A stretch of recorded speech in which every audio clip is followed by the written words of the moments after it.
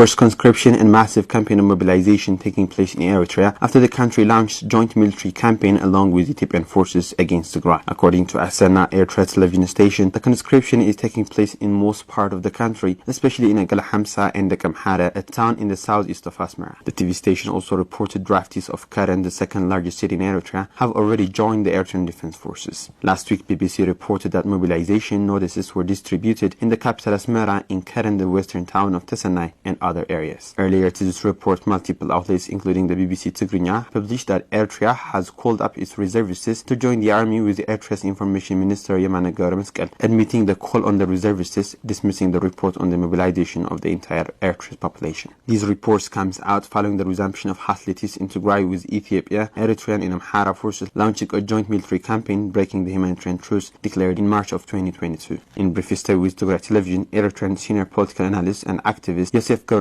expressed the situation in Eritrea as severe as follows.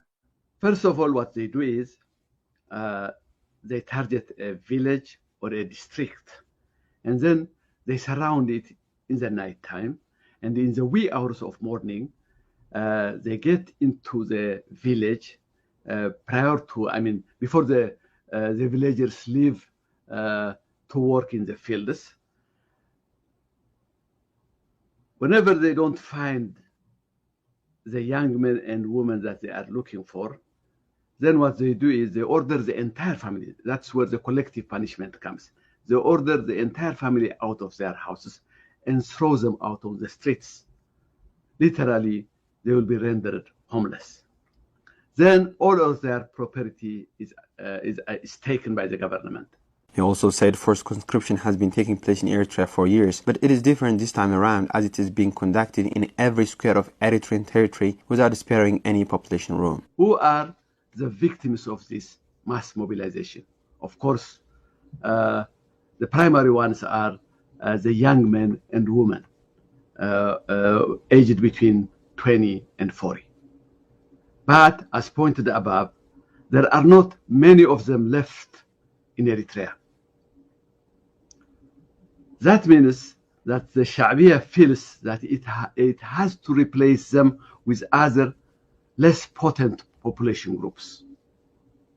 The first one is made up of children and underage, literally child soldiers. So a good chunk of the army, of the Eritrean army right now, is made up of child soldiers. My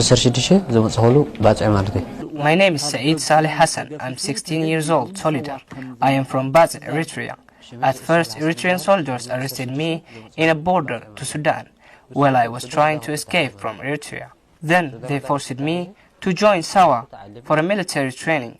I am one of the 35th round graduates. It's been almost 3 months since I graduated. We didn't know where they would take us, but we were told that the Afar militia from Eritrea would show us the way. However, they left us somewhere. And then the war with Tigrayan forces started. Half of our members have died in the war, but we are alive because we are surrendered to Tigrayan forces. Asked about mobilization and conscription taking place in Eritrea, member of Tigray Central Command Getachew Reda said that he doesn't wonder by the ongoing mobilization, stating that Eritrean government wants to crush Tigray now or never. Press ganging, more people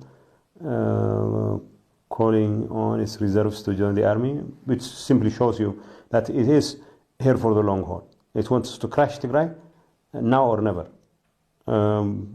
What we are saying is we'll fight for our rights, we'll fight for our survival, and we would like to call on our Eritrean brothers and sisters not to make the stupid mistake of assuming that the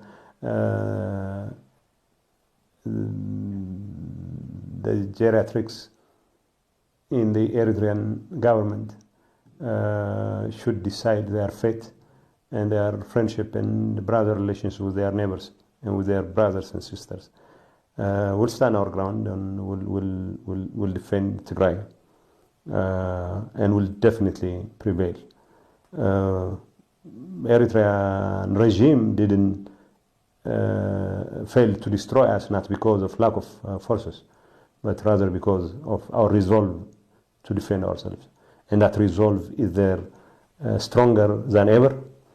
and it's very unfortunate that it's press-ganging what little is left of the Eritrean youth into the army. But if the fighting instances the last 3 weeks are any guide, in many areas, those press-ganged into the fighting do not fight well. In August of 2019, Human Rights Watch published a report saying that thousands of young people are forced into indefinite national service, with the practice apparently driving many into exile and immigration. The report said Eritrea subjects young people to forced labor and physical abuse at the isolated Sawa military camp near the Sudanese border through conscription, causing many to flee the country. Among other grievances, female students are reported to be sexually abused at the camp, at the top of their suffering from lack of sufficient food and medical care.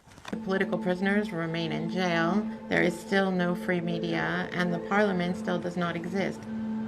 Just in mid-September, the former finance minister was arrested and remains in communicado detention as we speak. The government routinely violates religious rights. 3 Jehovah's Witnesses were arrested in 1994, and scores have been arrested since then and remain behind bars today. We've interviewed Eritreans outside Eritrea who explained that detention conditions in the country are horrific. Many have faced torture and abuse. We don't know the evidence against them. They've never had a day in court. And ultimately, they have ended up behind bars incommunicado for decades.